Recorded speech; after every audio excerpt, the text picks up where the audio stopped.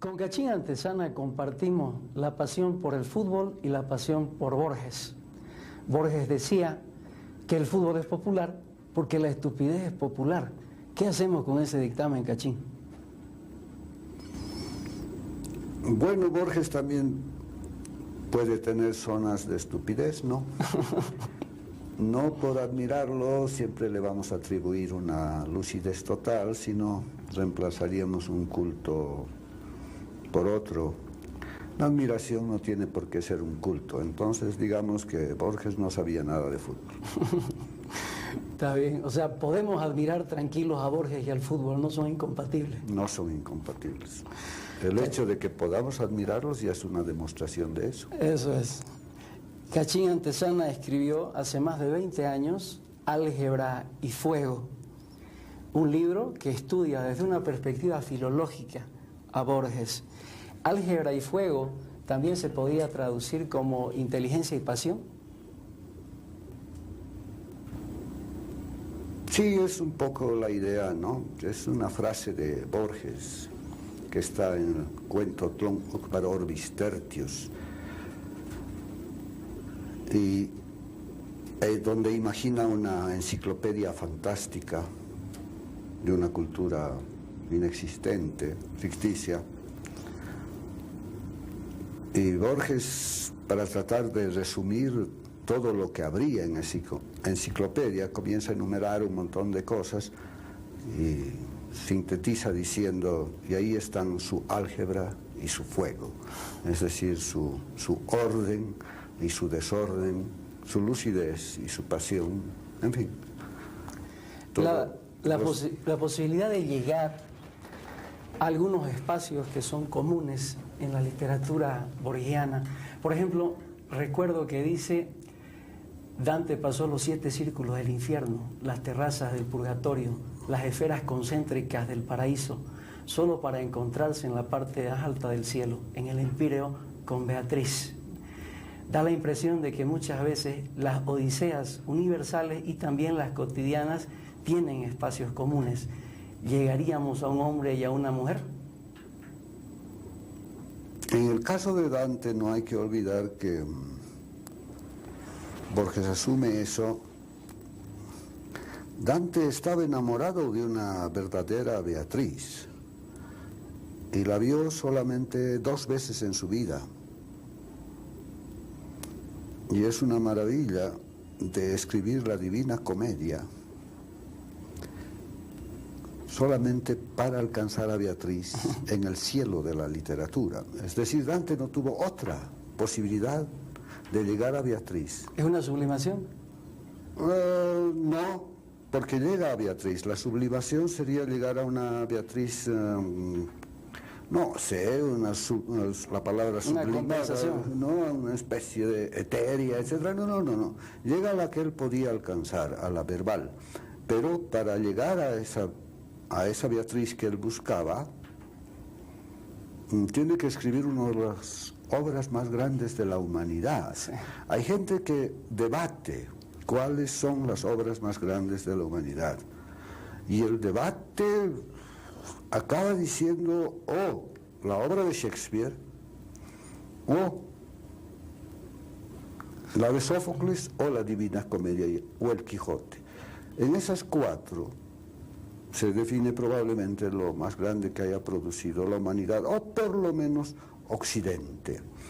Y que Dante haya escrito una de las obras más grandes de la humanidad, por Beatriz. Solo para Beatriz, es una picardía borgiana, ¿no? Porque claro, obviamente Dante diseña todo el universo de su época, ¿no? Yo que tantos hombres he sido, no fui nunca aquel en cuyo abrazo desfallecía Matilde Urbach. ¿Llega Jorge Luis a Matilde? No, porque en ese caso es un lamento. El título del poema se llama, y lo pone en francés, sí, a propósito, Le regret d'Héraclite, sí, que quiere decir el lamento de Heráclito. Y además está firmado por un autor desconocido, imaginario, un tal Gaspar Camelius, que se inventa Borges. hay que tener en cuenta que Heráclito tenía una cosmovisión del mundo en el que todo pasa y nada queda. En movimiento. El perpetuo movimiento. Él tenía la idea de que Heráclito, Borges le añadía, Heráclito decía que el universo es como un río, donde nada es igual, todo cambia. Y Borges le añadía en alguno de sus comentarios, el sujeto cambia, que también cambia el río, que también cambia el río. Es decir, el universo también cambia. Y la lógica del universo cambia.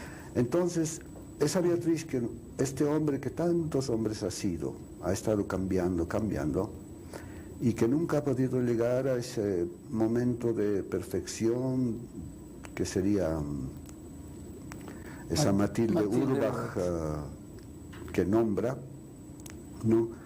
Es una constatación de Heráclito, no de Borges. Borges se ha desplazado hacia la filosofía de Heráclito para ver que una de las consecuencias de la filosofía de Heráclito es la imposibilidad de un amor permanente. Porque como todo cambia, no puede haber amor permanente. Al contrario, Dante habría encontrado a Beatriz. Sería lo absoluto. Pues en cierta forma, pero claro que es una idea romántica del amor, pero ¿y qué culpa tiene el amor? Uno de los más grandes sonetos de la humanidad, ya no me acuerdo si es el 116 o es el 130 de Shakespeare, uno de los sonetos más grandes de la humanidad. Va a decir, bueno, es bellísimo, ¿no? Agarra todo lo absurdo y común que decimos del amor. El amor no cambia con el tiempo, el amor no envejece con la vejez, los dos enamorados nunca cuando hay amor es así, igual que una telenovela, igual que un bolero, etcétera, etcétera. Eso es el amor, Shakespeare lo dice, ¿no?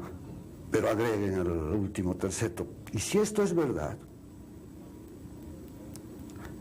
si esto no fuera verdad, entonces nadie ha amado, o sea, todas las estupideces que se dicen del amor, si esto fuera verdad, entonces nadie ha amado, dice Shakespeare, y más radical Shakespeare. Entonces yo no he escrito estos versos. Claro. Pero como los versos están escritos, alguien ha amado, y el amor es esa eternidad que no cambia con el tiempo, etc. Entonces, esa idea del amor que se tiene como algo permanente, etc., es lo que constituye la idea del amor. Que se lo encuentre en la vida cotidiana ya es otra historia, es culpa de la vida cotidiana. La definición del amor es eterno, perfecto, y si te va tu enamorada, bueno, escribes un tango o un bolero, ¿no? ¿Lo simple es el refugio de lo complejo? Bueno, eso es muy complicado, eso hay que preguntarle qué sé yo a Leibniz, ¿no? A alguno de esos que ha trabajado con cosas para ver si en lo muy sencillo se puede tener la clave de lo complejo. A veces hay en ciencia, por ejemplo, en lo que se llaman las reducciones motivadas. Si hay alguna cosa muy compleja y que no se la puede estudiar por la época, por la problemática, porque no se sabe cómo todo funciona, entonces los científicos escogen una forma, reducen lo que es muy complejo, por ejemplo, a una línea. Y si lo han escogido bien, han hecho una buena reducción, lo que quieren saber se explica por la línea. Eso no es la chipa, pero es la línea. Eso es una reducción motivada. Entonces, diríamos, jugando con esa idea, que en ciertas reducciones motivadas se podría agarrar lo complejo. Por ejemplo, también la estadística hace eso, ¿no? La estadística agarra un montón de datos muy complejos, pero cuando un tipo es bien vivo, hace una buena muestra. No tiene por qué ver a todos la opinión de todos los ciudadanos, sino sabe cuántos carpinteros va a entrevistar, cuántos adolescentes, cuántas mujeres, cuántos hombres, cuántos niños, cuántos abogados, cuántos ingenieros. Es decir, sabe escoger las categorías y de repente te da un criterio de opinión que de verdad, en lo simple, puede agarrar la totalidad de lo complejo con un margen de error, como siempre dicen las estadísticas, del 4%, ¿no? Es decir, hay procesos de la mente, está en la ciencia, está en la vida cotidiana, lo que llamamos sentido común es un aparato de simplificación, pero que para muchas cosas complejas le está en el clavo. Hay gente que se rompe la cabeza estúpidamente por haciendo grandes problemas de cosas que en realidad podrían ser sencillas, ¿no? Quiero volver a la metáfora de Heráclito, nadie baja dos veces al mismo río, que supone efectivamente que el río fluye, que está en movimiento, en realidad el universo que cambia, pero me parece que el aporte singular de Borges es que el sujeto también cambia. Nadie baja dos veces al mismo río porque la misma persona que baja ya ha cambiado cuando entra la segunda vez, ya tiene por lo menos 3 minutos más de tiempo, y en esos 3 minutos más de tiempo, suponiendo que haya saltado, entrado y salido, sí, ya ha cambiado también, ¿no? Y de ahí voy a otra idea borgiana, es un poco la pluralidad del yo. Conversábamos informalmente antes de estar en el set, aquello que le responde desde un torbellino, Dios, a Shakespeare, ¿no? Yo tampoco soy, yo soñé el universo igual que tú soñaste tu obra, mi Shakespeare, y una de las formas de mi sueño ha sido tú, que como yo eres muchos y nadie. Sí, bueno, hay varios contextos para explicar eso. El más sencillo es no creer en un sujeto permanente, no, o sea, ese yo fijo, estático, esencial, sino un sujeto como permanente cambio. Pero eso pasa en la vida cotidiana. Por ejemplo, ahora tú y yo estamos no como probablemente estaríamos si estuviéramos almorzando, o probablemente si estuviéramos en un partido de fútbol estaríamos gritando, ¿no? Es decir, tenemos otra clase de comportamiento. Es la manera más fácil de acercarse a la manera como somos de verdad en pluralidad. Cuando estoy enojado, no, o por ejemplo ahorita yo seguro que no puedo hablar sino decir hijo de .com, diciendo no, porque por televisión no se pueden decir malas palabras, pero jugando en otro momento hablamos con malas palabras. Es decir, la idea de que seamos una cosa única, de que no haya nada que nos rodee para ser varios, en lo sencillo es... no funciona, no, es así. Me comporto de una manera frente a las cámaras, como me comporto de otra manera cuando suena el celular del fotógrafo, del camarógrafo, etcétera, etcétera, ¿no? Es decir, eso por un lado. Por el otro lado, claro, más profunda, que ya toca los temas de la filosofía, una crítica a la filosofía del sujeto único, ¿no? Es decir, habría una crítica latente a la creencia de que hay, a la famosa ya es la modernidad per se, en la que es el sujeto el que ordena, la razón, el sujeto el que ordena. Pero si no hay este sujeto, si este sujeto es cambiante, entonces no hay orden, no hay manera de ordenar las cosas. Y hay otra que es shakespeariana, aunque Borges... no sé si tenía conciencia de eso, de que Borges, según un estudio que Borges obviamente cuando escribió eso no conocía, de Harold Bloom ha hecho un estudio, es uno de los grandes expertos en Shakespeare, y ha hecho un estudio que se llama Shakespeare el inventor del humano. Es decir, Shakespeare es la época en que se inventa la noción de humanidad, de ser humano. Antes no había ser humano. Antes del Renacimiento no había ser humano. Eran otras categorías. Eras víctima del destino. Ser humano es ser libre. ¿Ya? Y antes no hay ser humano. Se inventa la noción de ser humano. Eso Foucault lo ha examinado muy bien. Cuando nace el criterio de historia, ¡pum!, aparece ese bicho raro que hoy en día le damos todo al ser humano. Pero Shakespeare no es el inventor del humano, de la humanidad, sino de lo humano.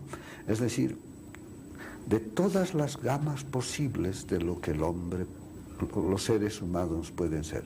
Pueden ser Ofelia, pueden ser un hijo de perra como Iago, pueden ser un payaso como Falstaff, pueden ser un estúpido, degenerado y generoso. Y todos al mismo tiempo, ¿no? Y en manos de Shakespeare. Sí. Entonces Shakespeare es capaz de ser todos esos, pero no para sublimarlos. Hay otra frase de Borges que dice, soy todas esas cosas, lo que es una forma fatigosa de decir no soy.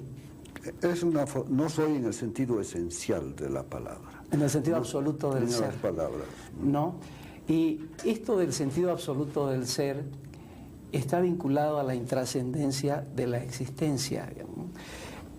Recuerdo el alquimista, ¿no? Mientras cree tocar enardecido el oro aquel que matará a la muerte, Dios que sabe de alquimia lo convierte en polvo, en nadie, en nada, en olvido. Es decir, esa pluralidad del yo está vinculada a una idea de que la existencia es intrascendente. Se puede interpretar así. Hay una manera más bonita de verla, ¿no? Es decir, como la existencia corporal es intrascendente, como mal que bien somos mortales, y como mal que bien le atribuimos a Dios la inmortalidad. Mejor escribo, y escribo bien, y cuando me muera todavía me seguirán leyendo. Eso es lo que en realidad sí. Borges y todos los grandes autores quieren decir. Hay un tipo que se llama Homero. ¿Su juego de inmortalidad? Él no va a sobrevivir, pero sobrevive la obra. ¿Es un sucedáneo de inmortalidad? La obra sí, es un desafío a la mortalidad. Esto está muy bien argumentado por Steiner, ¿no? En las gramáticas de la creación. Hay un suicidio disfrazado en Dalman, en el sur. Dalman se da cuenta que su vida es completamente intrascendente, que no tiene sentido seguir, y se inventa una muerte heroica. Se enfrenta sabiendo que va a perder el duelo para disfrazarse de héroe, cuando en realidad lo que está haciendo es suicidarse. No sé si es suicidarse, porque va a cumplir un destino de algo que tanto Borges como Dalman les gustaba. Era encontrar el destino de un cuchillero, que como está en sus milongas, sin afán de lucro y sin afán de amor siquiera, combatieron, pelearon, se mataron y murieron en una esquina del sur. Es decir, hay una forma de heroicidad que Borges admiraba mucho, porque tenía una serie de parientes que habían estado en las batallas de Junín, que habían peleado contra Rosas, etc. El destino posible de morir gratuitamente. Para nosotros nos parece raro, porque, pucha, ahí me muero, etc. ¿Por qué no morir dignamente? Y bueno, hay seres, por ejemplo, los japoneses tienen una tradición, ¿no? Una especie de suicidio entre los samuráis, que era la muerte digna y que era la manera más honrada de morir. Dalman la encuentra así en ese mundo de cochileros, porque a Borges le gustaba esa mitología del sur, pero hoy en día, fíjate, podemos entender esas cosas con horror, ¿eh? Porque es muy ajeno a nuestro pensamiento cuando los terroristas en Irak o en otras partes se van y se hacen volar en su cuerpo, la palabra japonesa es kamikaze, se hacen volar en un auto o en un acto terrorista, pero para ellos es una muerte digna, es una manera de llegar a su forma de entender su eternidad, su paraíso. Es decir, las muertes dignas no necesariamente son suicidios en el sentido occidental. Lo que Dalman busca no es un suicidio, lo que Dalman busca es una muerte digna. Eso es... Pero la dignidad es una referencia convencional, y me parece que Borges más bien es un escéptico en relación a esas referencias. A pesar de tener un pensamiento conservador, también cuando cultiva el modernismo, que el modernismo lo define en un ensayo dedicado a Lugones, con 3 características. Dice, es evasión, es exotismo y es hastío. 3 características que demuestran una cierta aproximación escéptica a los referentes convencionales. ¿En qué medida se puede compatibilizar una muerte digna con un cierto escepticismo? No, pero esos son momentos de Borges, ¿no? Por ejemplo, igual como parece criticar el modernismo, eso es fácil de demostrar, cuando hace el prólogo del Hacedor, uno de sus libros más lindos, sí. Se lo dedica a Lugones y le pide que, se imagina una entrevista con Lugones y le pide que ojalá, señor Lugones, maestro del modernismo del hastío, ojalá le guste este libro, le dice.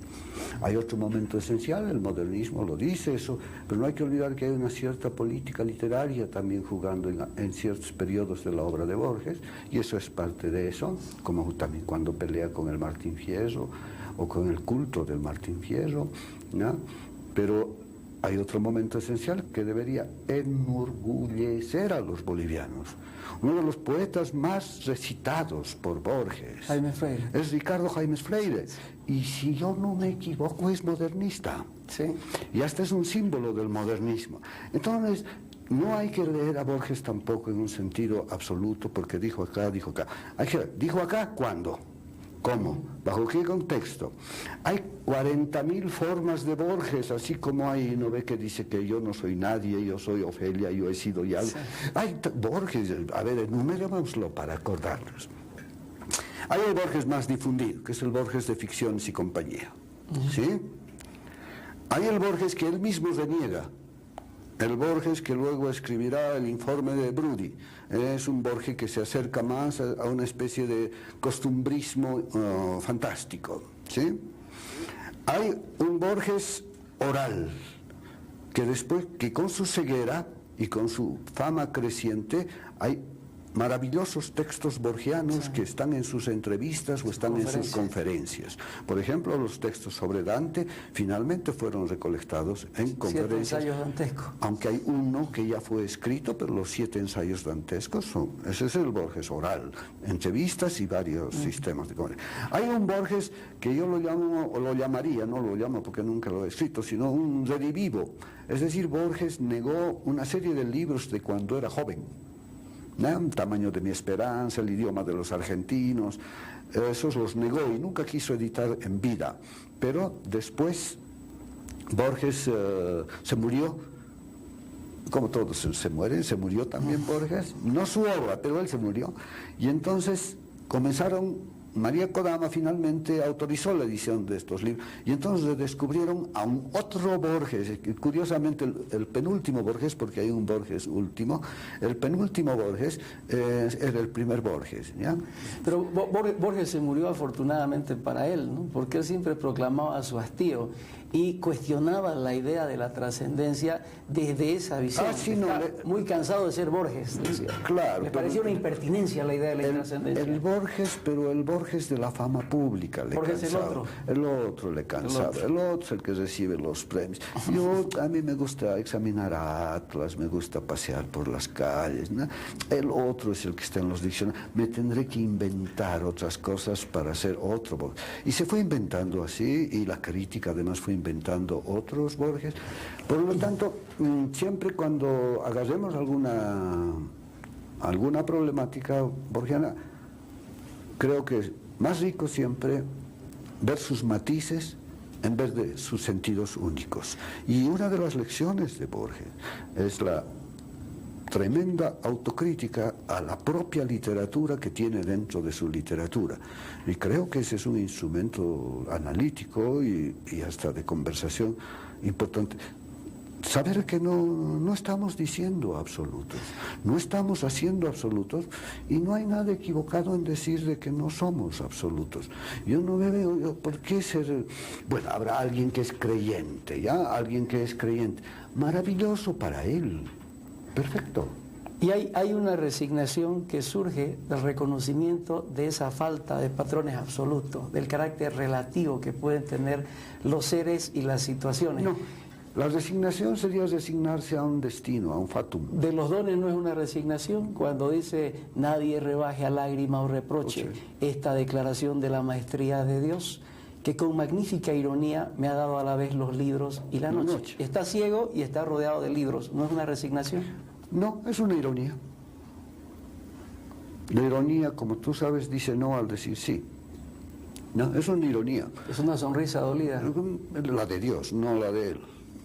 No. Entonces, para Borges, Dios es un bromista, es un irónico. Dios, pero no hay que olvidar el origen de Borges. ¿Es la invención más audaz de la literatura fantástica? Dios. Le gustaba más la Trinidad. Sí.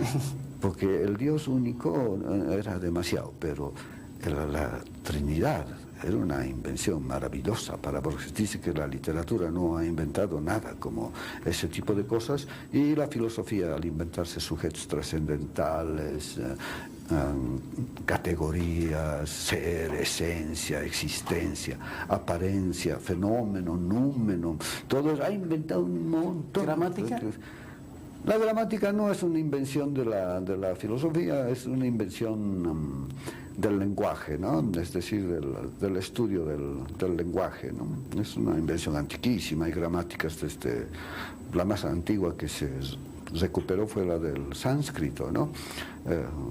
Esa no es una invención, es una averiguación científica sobre el lenguaje, ¿no? Esta idea del sujeto que cambia es también la idea de un Dios despedazado y disperso, que tiene una lógica panteísta, que está presente en todas las situaciones, en todos los seres. Hay un cuento cómo Dios pasa de ser alguien a nadie, ¿no? De Elohim, que es el Dios plural, escalumniado en la historia con un nombre, y después vuelve otra vez a estar despedazado y disperso en el conjunto del universo. Sí, se podría hablar de panteísmo en el sentido de que si Dios es la naturaleza, ¿no? Obviamente cuando uno abre los ojos a la naturaleza, puede encontrar desde una bellísima flor, una maravillosa montaña, y se puede encontrar con un terremoto o un tsunami, ¿no? Es decir, la naturaleza no implica sequías de 7 años en el norte de Potosí, el mismo simultáneamente inundaciones en el Beni, ¿no? Entonces sí, la naturaleza es Dios, es una chipa. ¿Prevalece en Borges una visión más voluntarista o determinista? Difícil de decir, hay las dos cosas. Su filósofo favorito era Schopenhauer. Exacto. Pero Recuerdo Guayaquil, por ejemplo. Sí, pero Schopenhauer manejaba las dos categorías a dos niveles, ¿no? Por lo menos a nivel de la representación había los órdenes que el hombre es capaz de producir, y a nivel del sustrato del mundo había una voluntad ciega, que era ese Dios despedazado y disperso. Sin embargo, entre los dos polos del conocer y de la voluntad del universo, de esa voluntad que hace lo que ni sabe lo que hace, había la estética en Schopenhauer. Y la estética tenía varios grados de aproximación, siempre en la medida en que podía aquietar la voluntad. Entonces, por ejemplo, la pintura era un primer grado al captar algo de ese cambio permanente de la voluntad, ¿no? Era un primer grado. Y así qué sé yo, la novela era otro grado, porque además podía dar acción, el relato, la épica podían dar acción, podían detener no solamente un cuadro, un retrato, sino podían detener procesos, ¿no? Finalmente, en lo verbal, la obra máxima era la tragedia, porque además mostraba que aunque se tiene vidas, finalmente acabas deshecho. Pero no acababa ahí la labor artística, y ahí viene la música. ¿Diríamos con Borges que la estética es la inminencia de una revelación que no se produce? Es una frase, es una de las primeras frases en la que está en las otras Inquisiciones, cuando trata de entender lo que sería la estética, que es facilita de entender, ¿no? Que ojalá por medio del arte estemos abriendo las puertas para entender muy bien todo, y el arte no se queda en lograr esa totalidad, sino en abrirte la puerta hacia esa totalidad. Sí. Te abre la puerta. ¿Te sugiere? Te sugiere. No, la totalidad no viene, se queda ahí, está fregando y molestando, o está tranquila, o está soñando. No es estética la totalidad, ¿no? Depende dónde.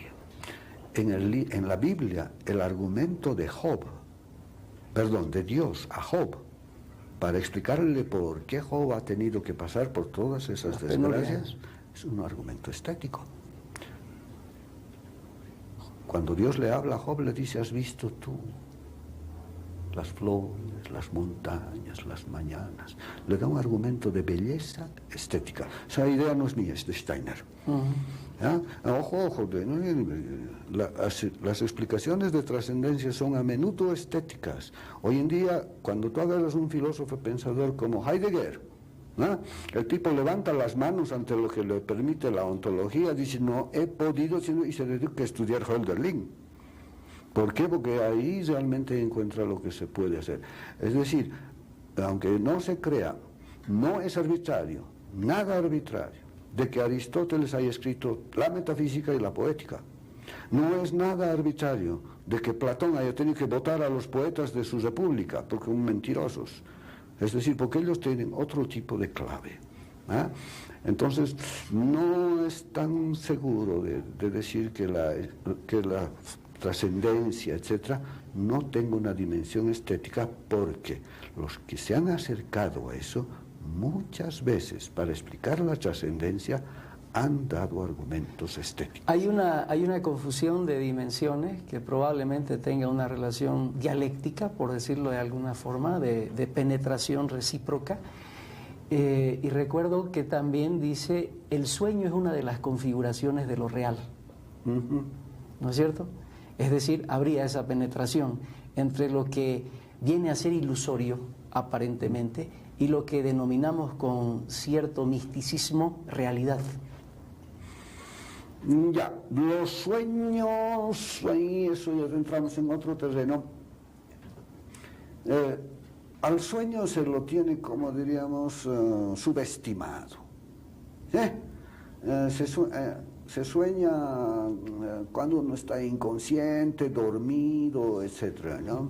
Sin embargo, está bastante probado, los psicólogos lo han probado, los psicoanálisis lo ha explotado al máximo.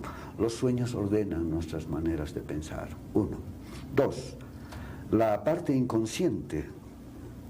Lo que pasa es que esas teorías del consciente son demasiado restringidas. Tenemos una gigantesca manera de operar inconscientemente. Yo, por ejemplo, ahorita no estoy controlando cómo funcionan mis pulmones, cómo funcionan mis venas, no estoy controlando cómo funcionan mis ojos, cómo funcionan. Hay un montón de funciones de las cuales no tenemos ni idea. Por ejemplo, el frío que estoy sintiendo en mi pie derecho, etcétera, etcétera, se las controla inconscientemente. Bueno, hoy en día cada vez más se sabe que hay labores de creación que no las hace el consciente, las hace el inconsciente.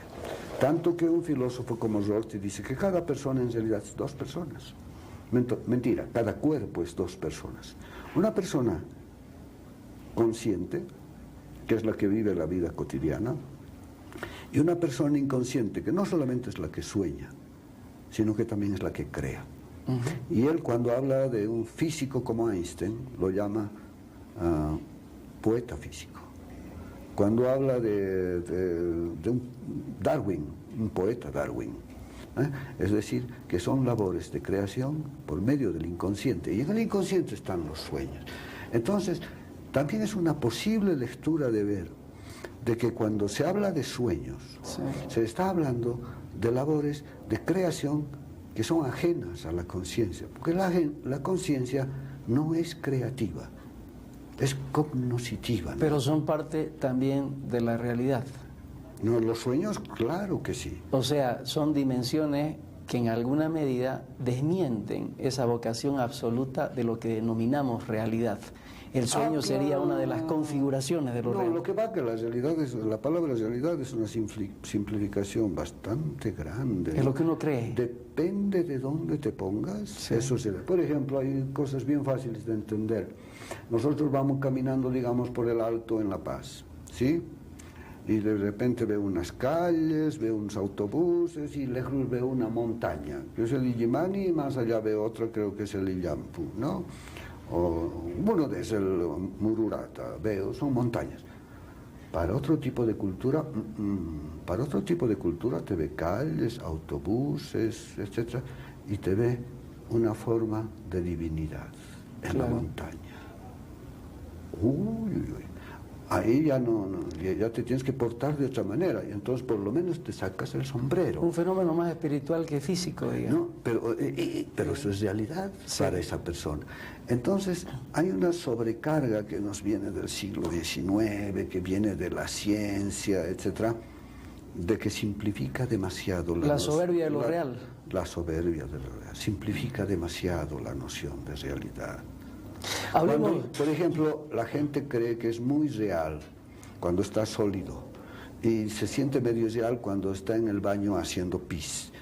Te juro que ambas son parte de la realidad. Sí. Todo eso. En cambio, por ejemplo, está prohibido hacer una serie de actos en la sociedad, etcétera, porque son ofensivos, etcétera, y para ciertos cantones la realidad no incluye ciertos actos de desafuero, de crítica, y por ejemplo las personas que se portan mal los tratan de locos, los excluyen de la razón, los excluyen de la conciencia.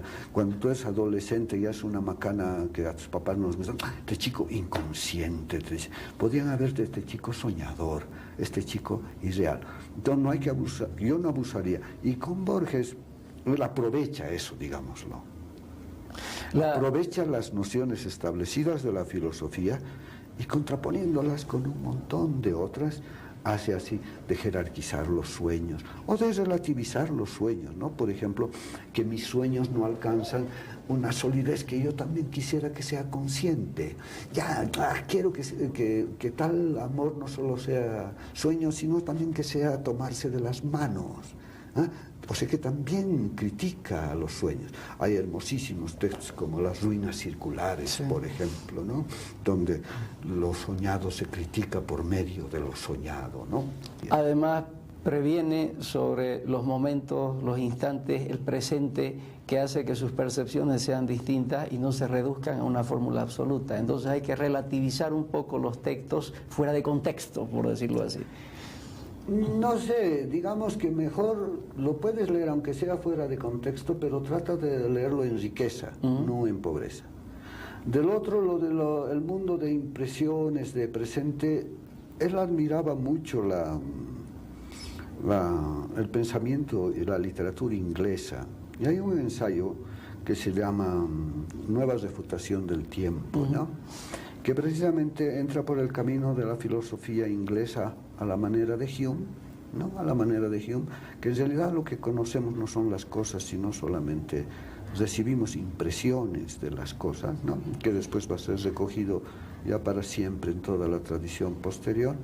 Entonces Borges está utilizando ese criterio para ver, ya que solo recogemos las impresiones, no podemos conocer las cosas, ¿no? Entonces lo que vamos armando es un mundo ilusorio, ¿no? Lo vamos armando nosotros. Y en última instancia entonces el movimiento también sería ilusorio, entonces yo también sería ilusorio, ¿no? Pero una vez que acaba diciendo, entonces todo es ilusorio, no hay nada bien captado, dice, desgraciadamente soy Borges. Sí, hablemos un poquito del Borges, vamos a incurrir en una herejía, del Borges en una aproximación más social, más política. Alguna vez se le preguntó sobre la pobre tradición de los argentinos, que es un espacio común, y él contestó, afortunadamente los argentinos tenemos una tradición tan modesta que nos impide ser tan provincianos como los europeos. Había una visión adversa a los nacionalismos en Borges y que se refleja también en el pudor de la historia, cuando rescata la vocación universal de la virtud. La virtud no es del amigo ni es del enemigo, la virtud tiene un carácter universal, ¿no? El soldado irlandés que es rescatado en un acto heroico por un escritor inglés, y Borges dice, el verdadero héroe no es el soldado, el verdadero héroe es el escritor, que no le importó que se trate de un enemigo, porque en realidad la virtud y el defecto serían categorías universales. Sí, Borges es menos... siempre lo dijo, que el mejor destino para enfocar las cosas es una visión, intentar una visión cosmopolita en vez de una visión reducida y local, ¿no? Entonces eso también se traduce a un cierto nivel en nacionalismos, a otro nivel se traduce en regionalismos. Yo sí, prefería una visión cosmopolita, universal, en el sentido bueno de la palabra, en el que en el que aprendes más si estás abierto al otro. ¿No? En cambio, si te quedas con lo tuyo, repites, no aprendes. Sí. ¿No? Entonces yo soy yo, una vez que estás seguro de que eres tú, ya todos los demás ya no, ni les escuchas, no sé si conoces, cuando sin embargo en la vida, yo por lo menos es una experiencia personal, he aprendido de cualquier cantidad de autores que nunca he visto en mi vida. He aprendido de tipos como Dante, que se han muerto hace siglos, etcétera, o de otra gente más cercana, como el propio Borges, pero al que nunca he saludado, nunca he visto.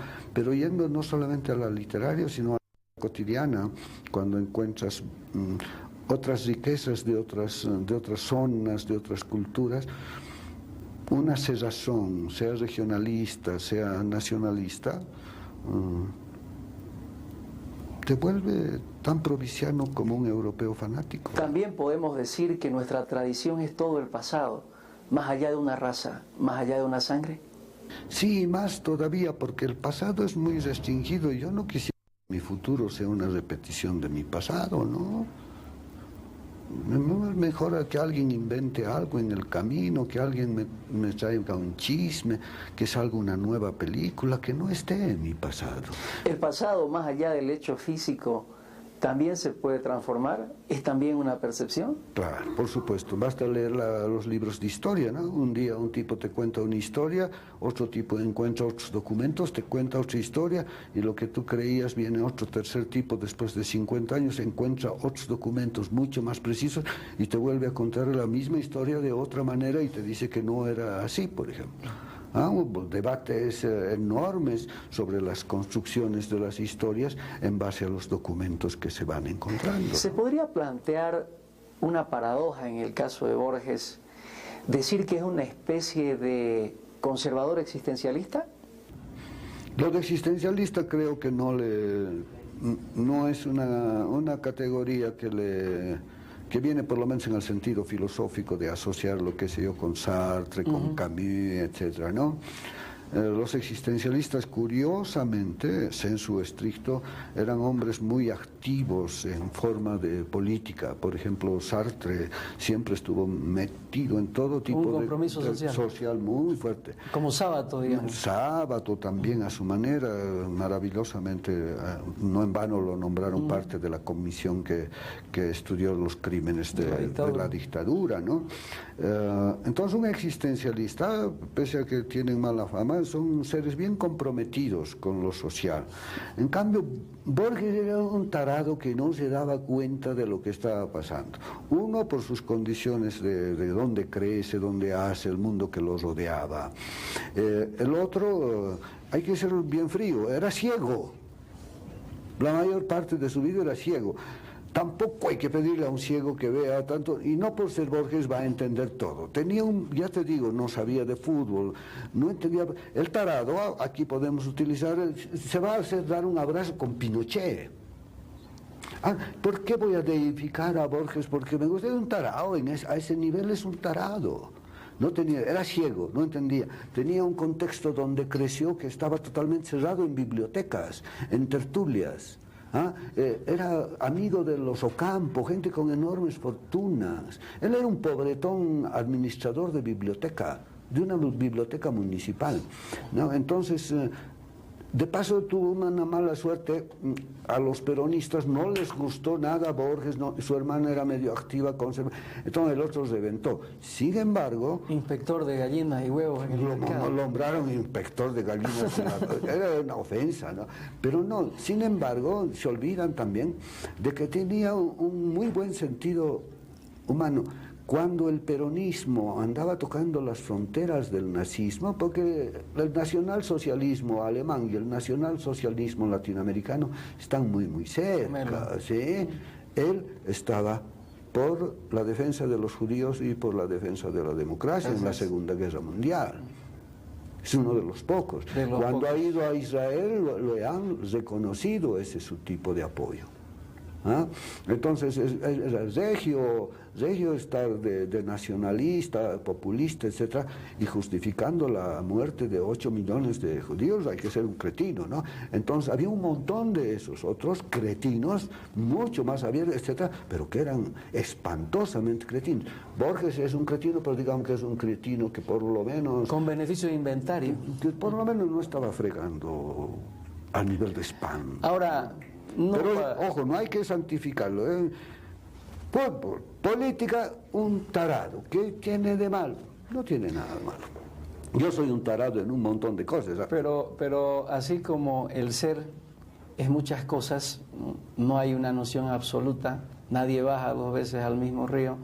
En política no fue un tarado en la Segunda Guerra Mundial, asumió una posición, digamos, correcta, digna, defendió a los judíos, defendió la democracia en los moldes occidentales frente a lo que representaba el nacionalsocialismo, uno de los pocos escritores argentinos en hacerlo, porque en ese momento había mucha simpatía con el peronismo y el peronismo tenía una vinculación ideológica fascista, más fascista al estilo italiano que al estilo alemán por la educación que había tenido Perón. Entonces, también en su aproximación a los fenómenos sociales y políticos habrían muchos Borges, ¿no? Podríamos decir... Por lo menos 2, ¿no? Por lo menos el de la Segunda Guerra Mundial y el de la dictadura argentina, que es otro, digamos. Sí, que es otro. Pero también, dime nomás, si en vez de ser comentador de PAT, te mandaran a inspector de gallinas en la cancha, ¿te gustaría tu administradora y tu director? Tampoco, ¿no? Lo ofendieron verbalmente. Pero no, pero aunque sea comprensible. Pero fue una penalización, ¿no? Sí, aunque sea comprensible, aunque se puede comprender que él esté enojado, etcétera, etcétera, él no simpatizó nada con ese populismo peronista, que no hay por qué simpatizar. Hay formas de peronismo que son muy dignas en el sentido de una equidad social. Pero hay formas de justicialismo que han sido también armas de la ultraderecha paramilitar para las dictaduras. Ojo, que tampoco el peronismo es un cajón de no llores por mí Argentina, ¿no? Es también para Madonna y Banderas. Hay un montón de matices ahí. Y digamos que una derivación fácil que se hace con Borges, él tiene una bronca contra el oficialismo peronista y se le hace indiferente y estúpido frente a los problemas sociales generales de América Latina, de la Argentina. En eso también era un tarado. Ahora, esta indiferencia social no se puede disculpar a título de una coartada intelectual, porque Borges frecuentemente recurría a la idea de que la literatura, por ejemplo, estaba escindida de valoraciones de carácter político. Él apreciaba a los escritores por lo que escribían, no por lo que pensaban necesariamente. Un poco al estilo de Oscar Wilde, que los libros están bien o mal escritos, no son buenos ni son malos. Yo comparto esa opinión. Yo no sé qué posición política tenía Homero. Claro. Hay una valoración estética que está más allá de esas aproximaciones políticas. De acá a 8 siglos vamos a saber una respuesta correcta a eso. Homero, pero yo no sé si era conservador o era... Como no hay biografía de Homero siquiera. El autor de las 1001 noches, dime tú, ¿estaba por la llegada o era más moderado? Uno de los libros más maravillosos de la humanidad, si no el más maravilloso, las 1001 noches. Entonces podemos relativizar el adjetivo de que Borges era un necio, era un tonto, porque efectivamente participaba de una dimensión estética en la que podía estar escindido de los problemas sociales y políticos. Estaba cómodo y en su terreno lo hizo muy bien. Así es. En su terreno. En el otro no entendía, en ese sentido digo yo tarao. Ni le interesaba entender tampoco. Tampoco, sí. Era indolente en relación a esos temas. Y quizás no eran temas que interesen a muchos. Hay muchos políticos que les interesan mucho esos temas. Yo conozco millones, en América Latina millones. He oído hablar, no quiere decir que los haya saludado, conozco millones en América Latina que les interesa cada instante hablar de esos temas. Bolivia, por ejemplo. Pongamos que son 50.000 políticos que les interesa hablar cada instante sobre esos temas. todavía nuestra pobreza es extrema, no han hecho un carajo para solucionar esos problemas. Entonces, ¿les voy a creer? Tampoco. El hecho de meterse en política tampoco les da validez. A mí me encantaría que se metan en política y que solucionen los problemas. Porque hablar de política o no hablar de política es la misma chola con otra pollera. Claro, y además puede ser mucho más genuino, más auténtico, dedicarse a esa dimensión estética de la literatura, prescindiendo de apariencias políticas cuando no hay mayor relación entre lo que se dice y lo que se hace, que es lo que ocurre con frecuencia en el caso de los políticos convencionales, digamos, ¿no? Mejor que lo hagan bien, digamos, cada uno en su terreno. Así todos salimos ganando. Entonces podemos absolverlo a Borges también. Hasta por ahí. Porque resulta que en la división del trabajo seguramente alguien tenía que dedicarse al tiempo, al ser, a la literatura, ¿no? En vez de dedicarse a las dictaduras. Digamos con Gramsci que había que tener un intelectual orgánico para los conservadores. ¿Por qué tampoco? Porque también ellos tenían que pensar. Sí, es cierto. Y es una contradicción que un Borges escéptico en temas políticos se haya afiliado al Partido Conservador. Él decía en eso porque no creía en política, es una contradicción. Se afilió a eso porque no creía en la política. Entonces un partido conservador, en el sentido estricto de la palabra, no hace política porque conserva. Es escéptico en relación al cambio. Exacto. ¿No? Cachín, muchas gracias, te invito a despedirte. Bueno, ¿yo qué puedo decir? Espero que lo incomprensible se resuelva leyendo a Borges. Bien. Borges creía en el presente. Dijo alguna vez, el presente es fugaz y es eterno. No esperes otro cielo, no esperes otro infierno. Pero también creía en una fuerza capaz de superar al presente. Estar contigo o no estar contigo es la medida de mi tiempo. Una mujer me duele en todo el cuerpo. Ojalá hayamos hecho una fisura esta noche con Jorge Luis, Dante y Beatriz. Hasta el próximo domingo.